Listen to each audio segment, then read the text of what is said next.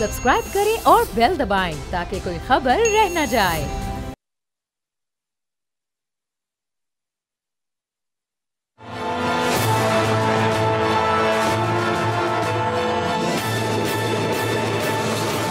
अस्सलाम वालेकुम, मैं हूं बाब जहांगीर। आप देख रहे हैं प्रोग्राम तज्जिया। और हुकूमत अब भी ये कह रही है कि कुछ तल्ख फैसले अभी भी किए जाने हैं। वज़ीर आज़म शहबाज शरीफ ये कहते हैं कि IMF के पास जाना मजबूरी थी और अभी भी अगर तल्ख फैसले नहीं किए तो आने वाले दिनों में भी जाना पड़ेगा। अब 8 फरवरी से अभी तक जो शहबाज शरीफ ने बकौल उनके मईत की बहाली के लिए कोशिशें की हैं, ज़रा वो 2-4 चीज़ें आपके सामने रखते हैं जो हुकूमत के अच्छे काम हैं, वो भी आपके सामने रखते हैं। और हुकूमत ने टैक्सेस की मद में जो बजट में जो कुछ अवाम के साथ किया है, थोड़ी सी उसकी भी हम बात करेंगे, चूँकि इन कोशिशों में बराह रास्त IMF और गैर मुल्की सरमायाकारी को राग़िब करने के लिए कई अहम मुलाकातें भी शामिल हैं। अभी उसके नताइज आना बाकी हैं। सऊदी अरब, मुत्तहिदा अरब अमारात और चीन समेत अहम दोस्त ममालिक के दौरे भी शहबाज शरीफ और उनके वफ़द ने किए। माशी बहाली के कुछ आसार के बावजूद माशी बेहतरी में पायदारी के बारे में अभी भी खदशात बरकरार हैं। महंगाई जो हमने मई 2023 में 38% की बुलंद तरीन शरह तक जाती देखी थी, गुज़िश्ता साल के मुकाबले में कुछ कम हुई। 11.8 के फिगर्स भी 2 माह पहले सामने आए, लेकिन फिर बजट से पहले और बजट के बाद इसमें एक बार फिर इजाफा देखा जा रहा है। पेट्रोलियम मसनूआत की कीमतों में हम आए दिन कभी कमी कभी इजाफा देखते हैं। जब कमी होती है तो उसके फ़वाइद आम आदमी तक नहीं पहुँचते। इस बार भी ऐसे ही हुआ। अभी ये फ़ायदे पहुँचे भी नहीं थे कि दोबारा कीमतें बढ़ गईं। ताहम ये हमने देखा है कि कुछ फैक्चुअल कुछ अच्छे नताइज भी सामने आए हैं। ज़र मुबादला के ज़खायर जो फरवरी 2023 में 2.9 अरब डॉलर से बढ़ चुके हैं, वो अब 9 अरब डॉलर से ज़्यादा हो चुके हैं। फिर पाकिस्तानी रुपए को भी हमने पिछले कुछ महीनों में थोड़ा सा मुस्तहकम देखा है। स्टॉक मार्केट में भी हम देख रहे हैं कि रिकॉर्ड ब्रेकिंग ट्रेडिंग हो रही है और वहाँ पर इंडेक्स ऊपर से ऊपर ही जा रहा है। लेकिन जो माशी माहिरीन हैं उन्होंने खबरदार किया है कि ये इस्तेहकाम बहुत ही नाजुक है, ये आर्जी है, ये कुल वक्ती नहीं है। अब ऐसे में वज़ीर आज़म शहबाज शरीफ ने इस मुस्तहकम होती मईशत को और मुस्तहकम करने के लिए एक अहम कदम उठाया है जो कि अभी तक सिर्फ ऐलान की हद तक ही महदूद है। वज़ीर आज़म शहबाज शरीफ ने कौमी ख़जाने पर बोझ बनने वाली वजारतें या महकमे ख़त्म करने का हतमी फैसला कर लिया है। आज़म शहबाज शरीफ ने 5 वजारतों को ख़त्म करने का प्लान तलब करते हुए 1 हफ्ते में सिफारिशात मांगी हैं।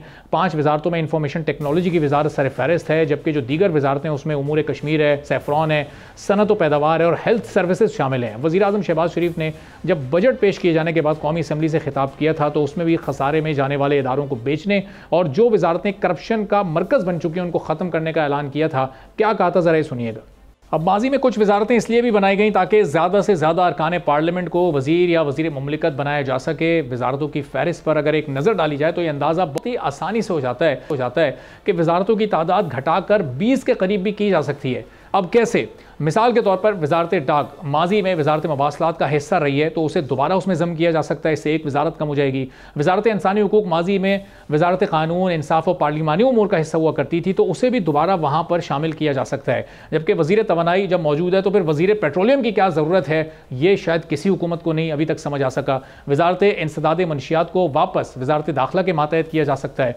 वजारत दिफाई पैदावार को वजारत दिफा का हिस्सा बनाया जा सकता है और फिर सूबों को इख्तियारात की मुंतकली के बाद सेहत, तालीम, ग़िज़ाई तहफ़्फ़ुज़, साइंस और टेक्नोलॉजी जैसे कलमदानों को एक वजारत के तहत किया जा सकता है। तो इससे काबीना का हजूम अच्छा खासा कम हो जाएगा। अब ऐलानात तो कर दिए हैं वज़ीर आज़म ने, कब तक इस पर अमली तौर पर अमल होते हैं हम देखेंगे, ये हमें देखना होगा। तारुफ करवाते हैं, गुफ्तगू शुरू करते हैं। शुएब शाहीन साहब पाकिस्तान तहरीक इंसाफ के सीनियर रहनुमा हमारे साथ मौजूद हैं। कामरान मुर्तज़ा साहब जमीयत उलमा इस्लाम के सीनियर रहनुमा हमें ज्वाइन कर चुके हैं। शाहिदा रहमानी साहबा पाकिस्तान पीपल्स पार्टी की सीनियर रहनुमा हमारे साथ मौजूद हैं। तो शुएब शाहीन साहब, अगर हुकूमत कोई बेहतर काम करे, कोई अच्छा ऐलान करे तो हमें भी और ज़ाहिर अपोजिशन जमातों को भी उसकी तारीफ़ करनी चाहिए। 5 वजारतें कम करने जा रहे हैं, जो बाकी तमाम की तमाम वजारतें उसमें भी कह रहे हैं कि कुछ कटौती होगी, कुछ वहाँ कॉस्ट कटिंग की जाएगी।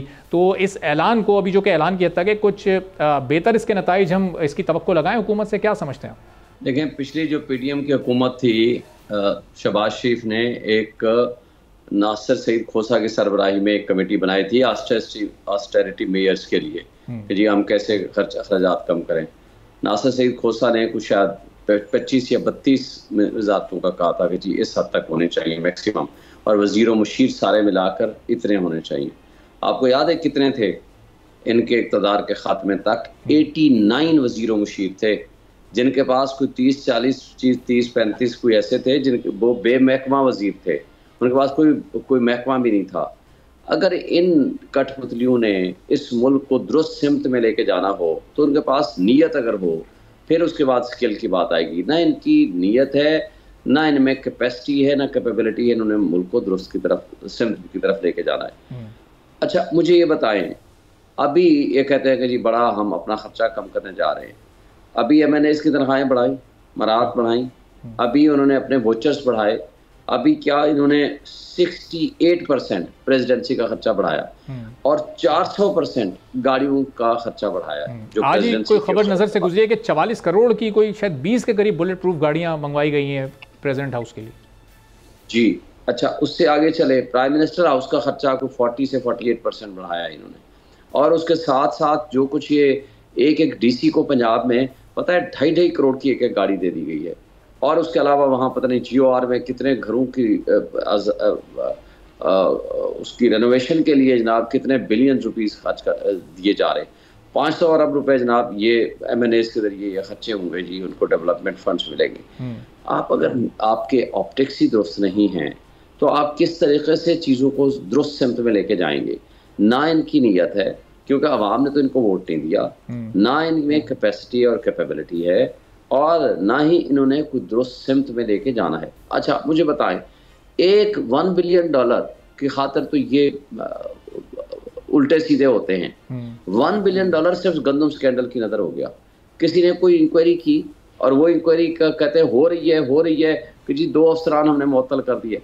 ये सारे मुलव्वस हैं, अनवार काकड़ हो, शहबाज शरीफ हो, ये मोहसिन नकवी हो, ये सारे इन बेईमानों को आप फिर इक़्तिदार पे बिठा देंगे।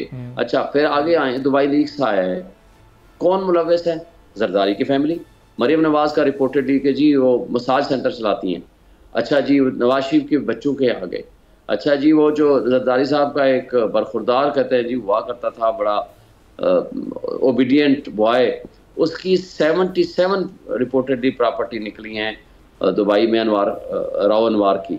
अच्छा फिर आप जाएं साबिक जर्नैलों की, आप एक तरफ अज़्म इस्तेहकाम पाकिस्तान का नारा देते हैं, ऊपर से आप पाकिस्तान से मनी लॉन्ड्रिंग के जरिए पैसा मुल्क से बाहर लेके जा रहे हैं। आपने रिश्वत से कमाया, मनी लॉन्ड्रिंग से कमाया, आपने करप्शन से कमाया, भाई इस मुल्क में तो लगा दो।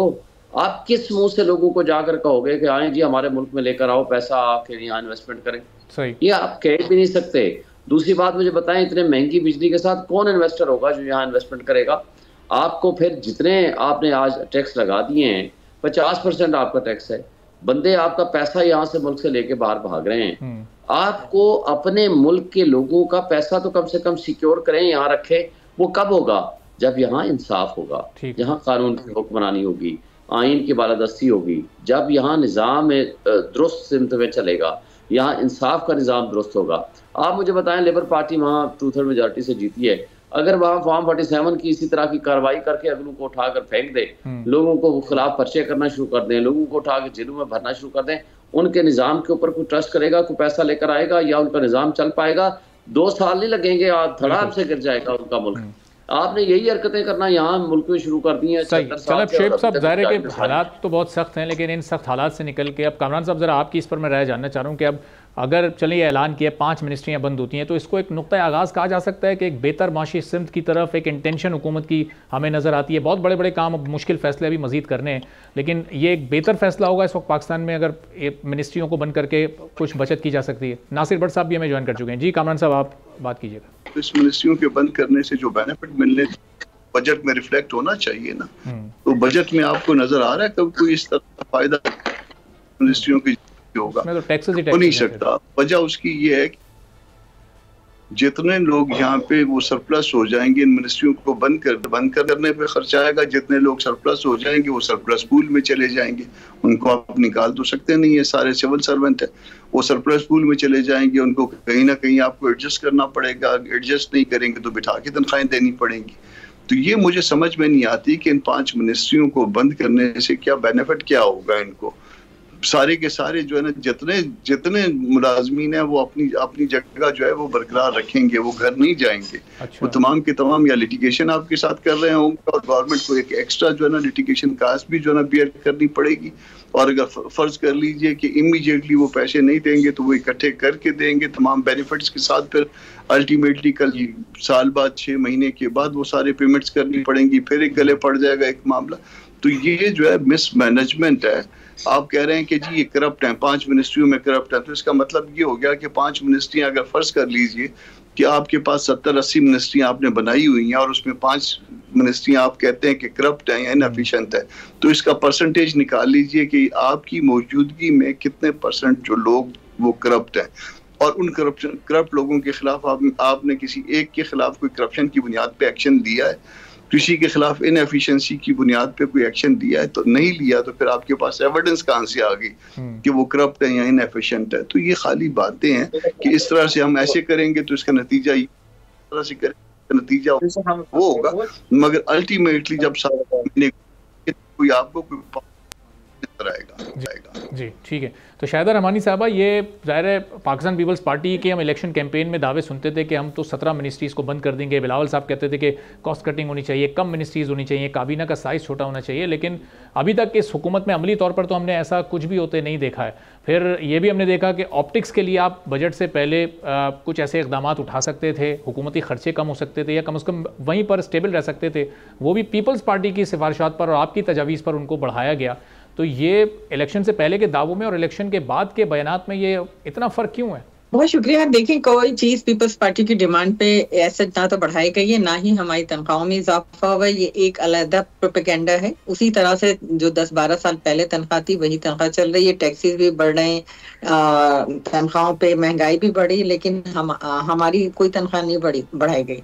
नंबर 2 ये कि आपने कहा कि जी बिल्कुल, चेयरमैन साहब ने कहा कि 18th अमेंडमेंट के बाद जो वजारतें पहले भी सूबों में मुंतकिल हुई थी, आपने देखा था कुछ वजारतें रोक ली गई थी और कहा गया था कि इसको आहिस्ता आहिस्ता प्रोसेस में किया जाएगा, लेकिन 10 साल का अरसा गुजर गया, वो वजारतें अभी तक विफाक के पास हैं। जब सूबों में चले जाते हैं तो मिनिस्ट्रीज भी, मुलाजमीन भी सूबों में चले जाते हैं, और जो NFC अवार्ड के तहत तो आपने देखा कि सूबों को जो उनका हक मिलता है वो उसके थ्रू हो जाता है। जो पहले भी वजारतें मुंतकिल हुई थी वो बहुत ही खुश असलूबी के साथ हुआ था। 2008 से 13 तक आपने सब कुछ देखा कि जब 18th अमेंडमेंट हुई, जो वजारतें सूबों की थी वो उसमें कुछ वजारतें जो रुकी थी वो अभी तक 17 वजारतें हैं। और यही चेयरमैन साहब ने अपने इलेक्शन के मैनिफेस्टो में कहा था कि उन वजारतों को आप सूबों को मुंतकिल करें, क्यों विफाक के ऊपर आपने इतना ज्यादा बर्डन किया हुआ है।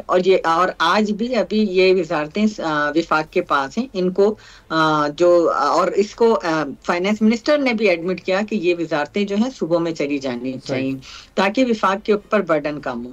नंबर 2 ये कि जिस तरह अभी बात कर रहे थे शाहीन साहब, साहब इनसे पूछें कि इनके दौर में कितनी मिनिस्ट्रीज थी, कितना अरबों रुपए जो है, बिलियन रुपीज जो है आपने, शुएब शाहीन साहब ने जो कहा, अरबों रुपए, बिलियन ऑफ रुपीज आप तमाम अलायंस को मनाने के लिए खर्च करते थे, कितने कितने फंड देते थे। आज तो वो तमाम फंड जो है वो रोक दिए गए। SDGs के थ्रू जो थोड़ा बहुत दे दिया जाता है, लेकिन वो चीजें नहीं है। बहुत से जो हमारे साहिब हैसियत लोग हैं वो अपनी तनख्वाहें नहीं ले रहे हैं, कैबिनेट अपनी तनख्वाहें नहीं ले रही है, ऑस्टेरिटी गवर्नमेंट करना चाह रही है। और हम भी इसीलिए हुकूमत के साथ हैं कि पाकिस्तान इस माशी क्राइसिस से निकले। और आप देख रहे हैं कि इंडेक्स में बेहतरी आना शुरू हुई है और अल्लाह ने चाहा तो ये मजीद आएगी, क्योंकि हम वो इक़दामात में प्राइम मिनिस्टर के साथ हैं कि जो पाकिस्तान को माशी बहरानों से निकाल। अच्छा शाहिदा साहब, अगर ये फैक्चुअली मैं गलत हूँ तो आप ज़रा मेरी तस्दीक कीजिएगा। जिस दिन जब बजट पेश किया जा रहा था, पाकिस्तान पीपल्स पार्टी ने एहतजाज किया कि उन्हें एतमाद में नहीं लिया गया, फिर हुकूमती वफ़द ने उनको मनाया। 9 रुकनी एक आपने अपना उनके सामने एक डिमांड पेश की जिसमें 9 नुकात शामिल थे,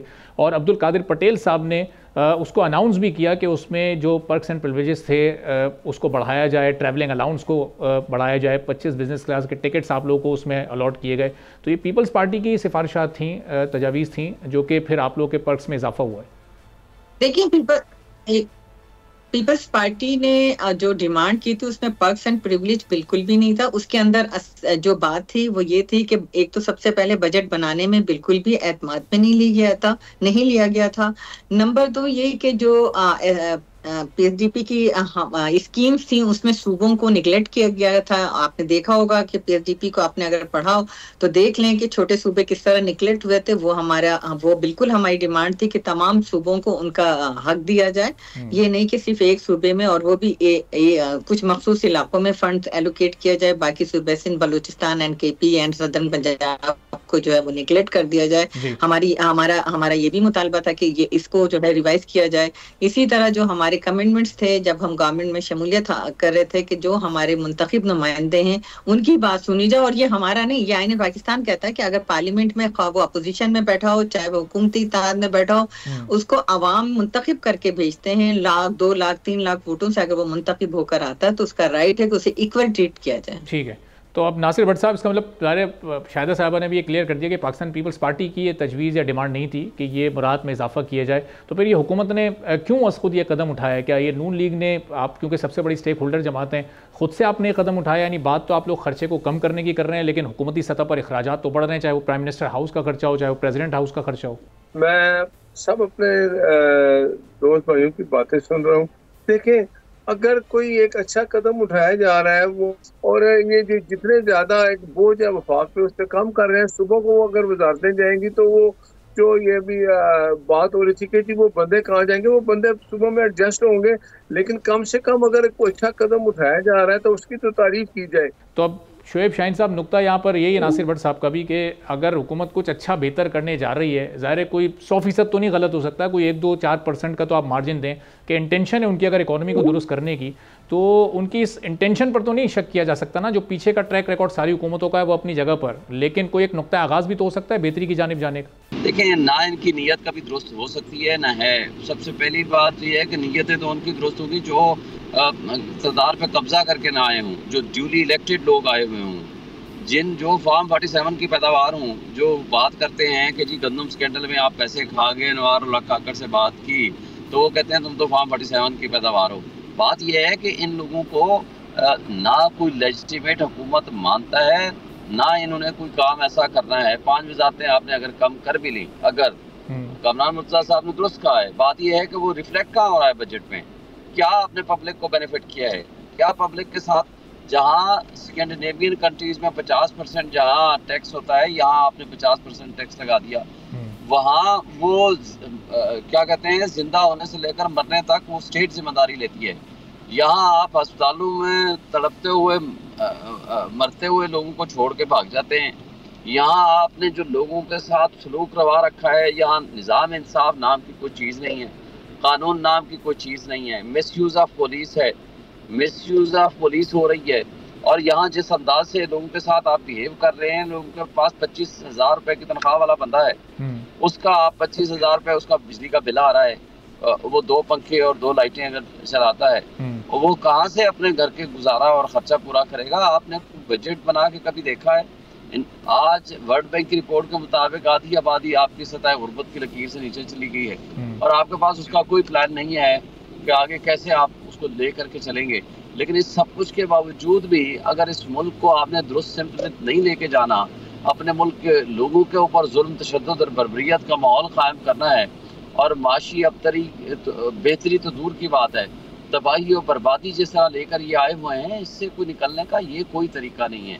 इसका 2-4 चीज़ें आप ठीक करने की कोशिश कर भी लेंगे, भाई एक स्कैम में आप $1 बिलियन खा रहे हैं, उसका तो आप कोई इंक्वायरी करने को तैयार नहीं है। क्यों नहीं आप ये दुबई लीक्स के ऊपर इंक्वायरी करते?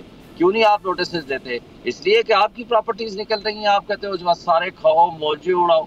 ये तरीके नहीं चलते, इस तरह मुल्क नहीं चला करते, और इस तरीके से हालात ठीक नहीं होंगे, मजीद नफरतें फैलेंगी, आपका पैसा मुल्क से बाहर लोग लेके भाग जाएंगे, आपका ब्रेन ड्रेन यहाँ तक हो चुका है कि अब आपका ये फैसला, यानी अभी आप रिपोर्ट जरा उठाओ ना, 119% जो है वो इस साल की ब्रेन ड्रेन में इजाफा हुआ है। अगर इस तरह से आपने मुल्क को चलाना है, अगर इस तरीके से मुल्क को चलाना है, तो मेरा नहीं ख्याल कि ये कोई जिंदा कौमों की ये निशानियां हुआ करती हैं। फिर इससे ज़ाहिर है कि एक अपोजिशन और हुकूमत के दरमियान जो खलीज है वो भी फिर तवील से तवील होती जा रही है, और हम ये देख रहे हैं कि जो स्पेस इस वक्त अपोजिशन को चाहिए अपनी सियासी एक्टिविटीज़ के लिए, वो हुकूमत ज़बानी कलामी तो मुज़ाकरात की बात भी कर रही है, बात करने की भी बार बार बात की जा रही है, लेकिन अमली तौर पर वो कुछ क्यों नहीं हो रहा? जलसों की इजाज़त क्यों अपोजिशन को नहीं दी जा रही है? एक ब्रेक लेते हैं, ब्रेक के बाद जब वापस आते हैं तो फिर गुफ्तगू यहीं से शुरू करते हैं।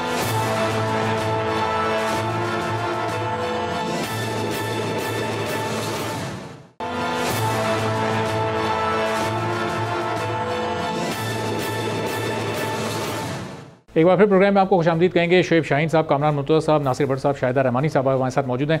तो शाहिदा साहब, आपको याद होगा पाकिस्तान तहरीक इंसाफ का दौर हुकूमत था, आप लोगों ने भी अपना लॉन्ग मार्च किया, आप लोग आए इस्लामाबाद तक, आप लोगों को इजाज़त दी गई, उसके बाद मौलाना साहब की जमात ने भी वो आए, लॉन्ग मार्च किया, धरना भी दिया।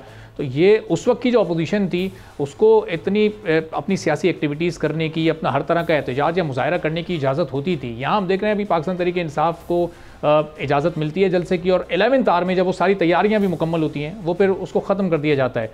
तो हुकूमत मुज़ाकरात भी चाहती है और इनको पॉलिटिकल स्पेस भी नहीं दे रही है। ये चूँकि आप भी हुकूमत में ज़ाहिर शामिल ही आपको कहा जा सकता है, चूँकि आपकी सपोर्ट से ये हुकूमत बनी है, तो ये किस तरह का तर्ज़ अमल है हुकूमत का?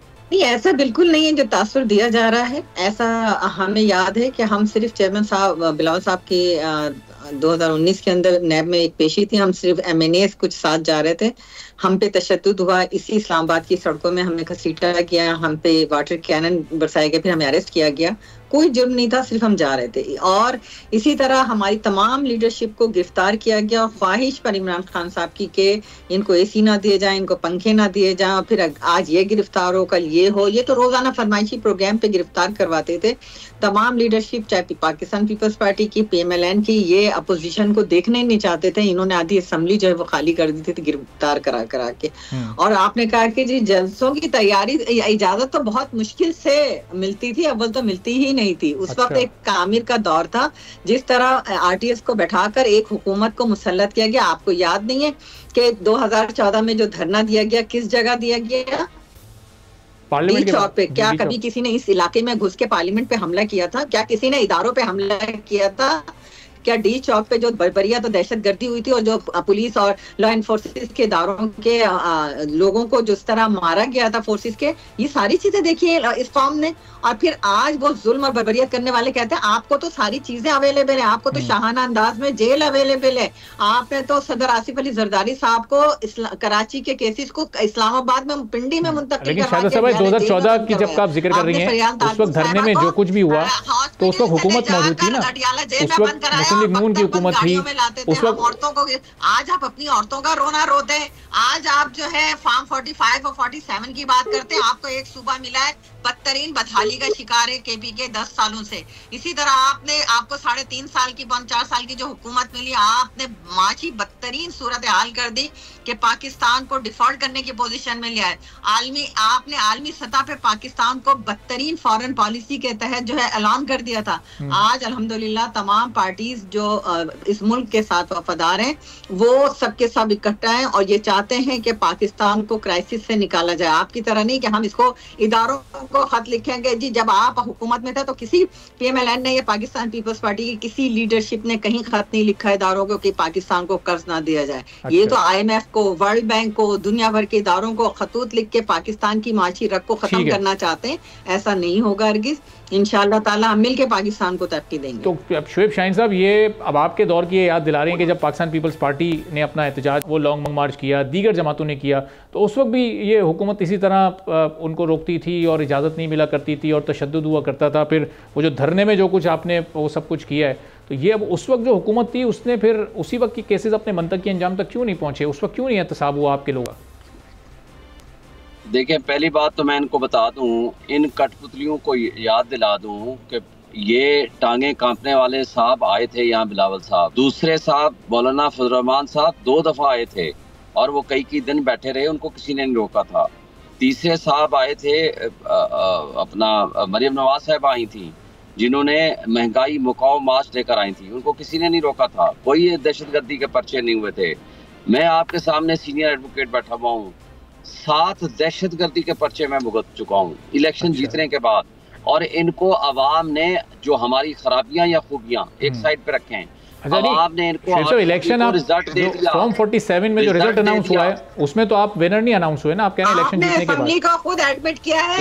सुन लें, इन कठपुतलियों को कहें कि अपने अगर ये सच्चे हैं, मैडम जरा मैंने आप शाहिदा साहब को मौका दे रहा हूँ, लेकिन आपके लोग वहाँ बैठे आपकी बात में मैंने नहीं रोका। शाहिदा साहब मैं आता हूँ आपकी तरफ, जरा नुक्ता अपना मुकम्मल कर लें। जी शोएब साहब, पहली बात तो मुझे बताएं कि फिर अगर इन कठपुतलियों को इतना ही अपने मैंडेट पे यकीन था तो इनको रातों रात ऑर्डिनेंस जारी करके ये रिटायर्ड जजेस की तरफ ना लेके जाते कि जनाब उनसे आप कराएं।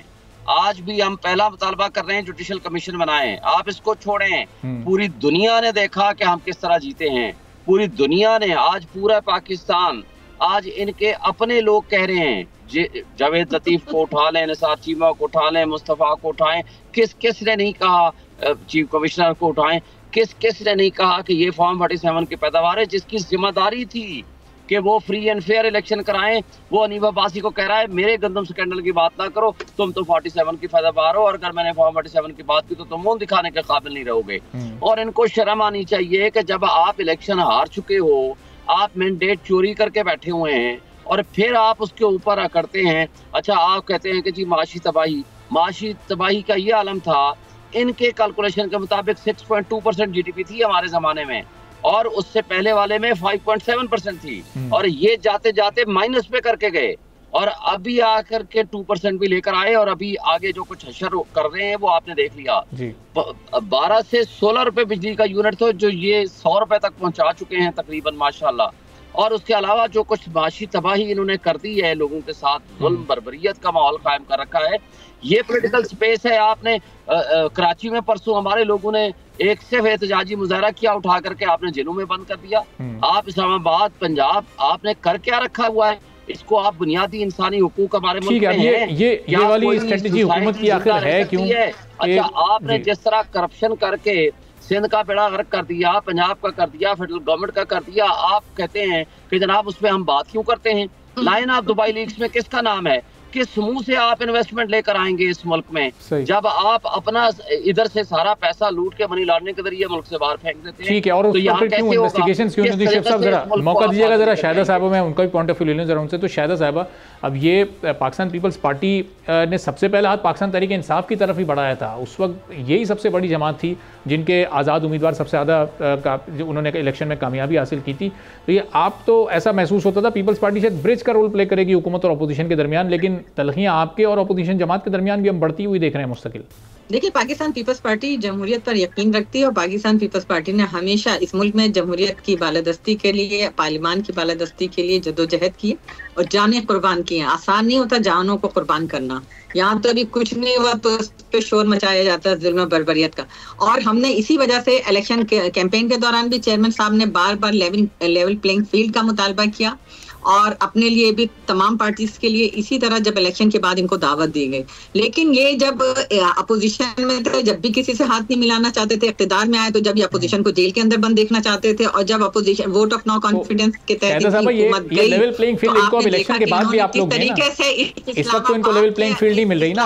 अगर ये कहीं जलसा करना चाहते हैं तो आप इनको लेवल प्लेइंग फील्ड फराहम करें। 1 मिनट मैं कंप्लीट कर लूं। जी, लेट्स में कंप्लीट कर लूं। तो देखिए, जब वो इसी इस्लामाबाद, हम कराची से लेके लॉन्ग मार्च निकले, इस्लामाबाद तक पहुंचे, एक गमला नहीं टूटा, पुरअमन तरीके से हमने अपने कारकुनों को मुंतशिर किया चेयरमैन साहब की हिदायत पर। इसी तरह दीगर पार्टीज ने, आप बता दें कि ये जब आए हैं, इन्होंने इस्लामाबाद में कभी मेट्रो स्टेशन को आग लग रही है, कहीं बस को आग लग रही है, दरख्तों को काटा जा रहा है, जिस तरीके पार्लियामान पे हमला हो रहा है, रोडों के ऊपर बसें जलाई जा रही, ये सारी क्यों कौम ने देखा? पुरअमन एहतजाज आप नहीं करते, झूठ प्रोपेगेंडा इतना ज्यादा किया जाता है कि झूठ को जो है सच बना के दिखाया जाता है। आप जहां जीते वहां वही इलेक्शन कमीशन बिल्कुल सही था। केपीके में आप जीत गए, पंजाब के अंदर आपकी सीटें अच्छी खासी आप लेकर आए, तो वहां इलेक्शन कमीशन सही था। लेकिन जहां आप हार गए वहां हमेशा से शोर है। 2014 में 35 पंक्चर की बात हुई, जब दोबारा वहां इलेक्शन में जहां फाइंड आउट किया वहां पे फिर बदतरीन हार गए। तो ये आपका है, हमेशा से वतीरा रहा है कि आप करप्शन भी करते हैं, इस मुल्क को खोखला भी करते हैं, मुआशी तौर पे भी इस मुल्क को खोखला करते हैं। हुकूमत से जो डिमांड कर रहे हैं, फिर हुकूमत क्यों इस वक्त एक कमीशन नहीं बना रही ताकि क्लियर हो जाएगी चीज? ठीक है शाहिदा साहब, मैं वापस मैं आता हूँ वापस आपकी तरफ, जरा पॉइंट आपका आ गया बिल्कुल। अब कामरान मुर्तज़ा साहब, ये आपने पाकिस्तान तहरीक इंसाफ के दौर में भी एक लॉन्ग मार्च किया, धरना भी दिया, तो ज़रा बताइएगा उस वक्त कितनी मुज़ाहमत का आप लोगों को सामना रहा? पाकिस्तान तहरीक इंसाफ ने रुकावटें खड़ी की, इजाज़त नहीं दी, या वो कुछ हुआ जो आज अभी हमने देखा कि इनको जलसे की इजाज़त नहीं मिलती या 11th आवर में वापस ले ली जाती है, जो सियासी स्पेस इस वक्त अपोजिशन को नहीं मिल रहा? क्या इनके दौरे हुकूमत में भी आपने यही सब कुछ महसूस किया? इनके दौर हुकूमत में भी हमारे साथ बड़े जन्नत तमाशे होते रहे। शेख शोएब शाहीन साहब की ऑफिस के बिल्कुल पीछे जो है ना मेरा ऑफिस है। अच्छा। वहाँ पे वो आके जो है हमें गन पॉइंट पे भी लिया जाता रहा, वहाँ पे हमें जो है नोटिस भी आते रहे CDA की तरफ से, जिस तरह से इनका ऑफिस है, जिस तरह से जिस एक घर में इनका ऑफिस है और उसके पिछले वाली एक घर में जो है मेरा ऑफिस है, और वकील के लिए परमिटेबल होता है घर के अंदर ऑफिस बना सकता है। तो वो मुझे CDA के नोटिस भी आते रहे, हमें मार भी पड़ती रही। तो सब कुछ जो है ना वो जो जब हुकूमतों में आदमी बैठा होता है फिर सब अच्छा होता है। हमारे साथ सारा कुछ होता रहा। तीन वाकयात तो मेरे अपने साथ हुए ना। एक दफ्तर में सबको जो है गन पॉइंट पे ले लिया और लूटा भी नहीं और लूट भी लिया। वो लूटने का ये था कि सबको गन पॉइंट पे कुछ 40 मिनट रखा। अच्छा। और सबको हाथ पाँव बांधे गए। और ये उन दिनों की बात है जिन दिनों में हमारी तारीख चल रही थी। फिर CDA की तरफ से नोटबाजी शुरू हो गई कि जी आपने जो है ना यहाँ पे ऑफिस खोला हुआ है। तो जाहिर है कि मेरे इस दोस्त का भी ऑफिस उसकी मेरे पीछे की सही उन्होंने भी उसी तरह से खोला हुआ है। ये तो कामरान साहब आपकी हद तक हो गया कि 3 वाकयात आपके साथ हुआ। और अगर पार्टी के लेवल पर अगर हम बात करें, जब आप कोई पॉलिटिकल एक्टिविटी करने जा रहे हैं, चाहे KP में या आप इस्लामाबाद आ रहे हैं, दुरानी साहब के साथ देखिए, दुरानी साहब के साथ जो ना जो उनके ऊपर नायब के केस बन सकते थे अकरम दुरानी साहब के पास, वो बनते रहे। और उसके बाद जो ना हम मुख्तलिफ वक्त में इस्लामाबाद, कभी इस्लामाबाद हाई कोर्ट में, कभी किस हाई कोर्ट में, तो वो ये सब कुछ होता रहा। हुकूमतें जो ना सारा वो जो ना उनका तरीका वारदात एक ही तरह होता है तकरीबन। हम हुकूमत में हो, आप हुकूमत में हो, कोई और हुकूमत में हो, मगर ये चीज़ें अब दुरुस्त हो जानी चाहिए। ये इस करने का मकसद ये नहीं है कि ये चीज़ें कंटिन्यू होनी चाहिए। अब ये है कि ये जो 2024 में जो कुछ हुआ ये तल्ख तरीन हो गया। इससे पहले क्योंकि अब भी आप लोग 5 महीने से अपोजिशन में ही हैं, तो अब ये वाली जो हुकूमत है जो माजी में आपकी हलीफ भी रही है, तो इसमें भी वही कुछ आपको एक्सपीरियंस करना पड़ रहा है, उस तरह के केसेस या कोई पॉलिटिकल इस तरह की पाबंदियाँ?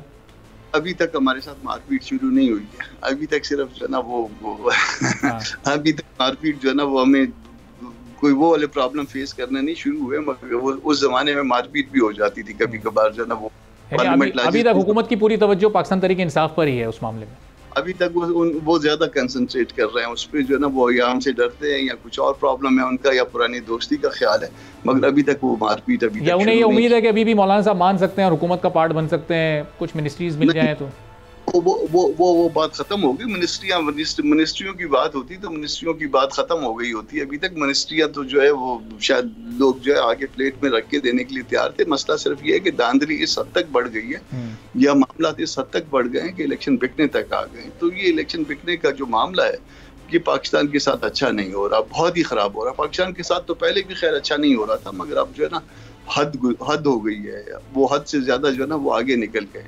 तो जब हद से निकल गए तो फिर ये काबिल बर्दाश्त शायद नहीं रहा। ठीक है, तो शोएब शाहीन साहब, ये अभी कुछ वाकयात कामरान साहब ने बताए और आपके दौर हुकूमत में हमने देखा कि जो अपोजिशन के तमाम बड़े रहनुमा थे उन सब के खिलाफ केसेस बने। वो शायद खाकान अब्बासी हों, एहसन इकबाल हों, ख्वाजा साद रफ़ीक हो, राना सनाउल्लाह हो, कुछ साबित भी नहीं हुआ, केसेस भी बने। तो ये उसी दौर का रिपीट टेलीकास्ट इस वक्त चल रहा है। अब विक्टिम आप हो चुके हैं और हुकूमत दूसरी आ चुकी है। पहली बात यह है कि ये हमने मुकदमा नहीं बनाए थे, सिवाय एक मुकदमा जो शहबाज शरीफ के खिलाफ FIA वाला बना था, वो हमारे ज़माने में बना और ओपन एंड शट केस था जो ख़त्म करा दिया गया मिली भगत से। बाकी तमाम केसेस इनके अपने टेन्योर और अपने ज़माने में बने थे। दूसरी बात, जहाँ तक इस बात का ताल्लुक है कि पॉलिटिकल स्पेस सबको मिली थी, सबके पास था। ये नहीं होता था किसी एक बंदे की एक दफ़ा ज़मानत होगी तो उसको दोबारा दूसरे मुकदमे में उठा लिया गया। शाह महमूद कुरैशी उस दिन अपनी वाइफ का कोई इलाज कराने 9 मई को वो कराची में थे। आज उनके खिलाफ एक ही केस था साइफर का, उनमें जमानतें हो गई। आज उनको कई मुकदमात में जमानतें होने के बावजूद वो 9 मई के पाकिस्तान के तमाम मुकदमात में उनको शामिल कर दिया गया। इसी तरह आलिया हमजा हो, सनम जावेद हो, डॉक्टर यास्मीन राशिद हो, जिस अंदाज से ये सलूक किया जा रहा है या परवेज़ इलाही के साथ किया, ये पाकिस्तान की तारीख में पहले कभी भी नहीं हुआ। और किसी एक पोलिटिकल लीडर के खिलाफ 203 मुकदमात नहीं बने और जो उनके मुकदमात का हशर हो रहा है वो भी आपने देख लिया है। ये सारा कुछ ड्रामा जो है वो जिस अंदाज से जारी है, ये पाकिस्तान में पहले कभी देखने में नहीं आया। हाँ, हुई होंगी कोई इंडिविजुअल बातें, और वो नैब के केसेस जो भी बनाए गए थे उस जमाने में वो इनके अपने दौरे इख्तदार के बने हुए केसेस थे। अच्छा। और हमारे जमाने में जो बताया आपको सिर्फ एक केस हुआ था। नैब चेयरमैन आज भी वो मौजूदा हुकूमत के एक कमीशन की सरबराही करते हैं। वो अगर इतने ही बुरे थे तो शायद इनके पास ऑप्शन थे उनके खिलाफ कोई एक्शन लेने के या कोई काम करने के, जो उन्होंने नहीं किए। मैं आपको बता रहा हूँ कि पिछले 4 महीने इलेक्शन जीतने के बाद से लेकर, जो कि मेरा फॉर्म 47 बदल दिया गया, इलेक्शन जीतने के बाद से लेकर आज तक 7 मेरे खिलाफ FIR कटी हुई हैं। क्या है जी, ये बाहर निकले हैं जी, इसने तकरीर कर ली, ये बाहर निकले हैं जी, इसने मुजाहरा कर लिया। अब बात यह है कि अगर इस मुल्क को आपने इस सिमत में लेके जाना है जिस सिमत में आप तबाही के दहाने की तरफ से खड़े नहीं रह रहे, तेजी के साथ उस गड्ढे में गिरते चले जा रहे हैं और उसके ऊपर आपको नदामत भी ना हो और इदारे उसके ऊपर ठीक है। अब देखते हैं कि आगे हालात किस तरफ जाते हैं। अपोजिशन को स्पेस मिलती है पॉलिटिकल एक्टिविटीज़ के लिए नहीं, या आपस में कोई मुज़ाकरात की राह निकलती है नहीं। बहुत बहुत शुक्रिया शुएब शाहीन साहब, कामरान मुर्तज़ा साहब, शाहिदा रहमानी साहब और पिछले से भट्ट साहब भी अभी हमारे साथ मौजूद थे। इसी के साथ नाज़रीन आज के प्रोग्राम से इजाज़त दीजिए। अल्लाह हाफ़िज़।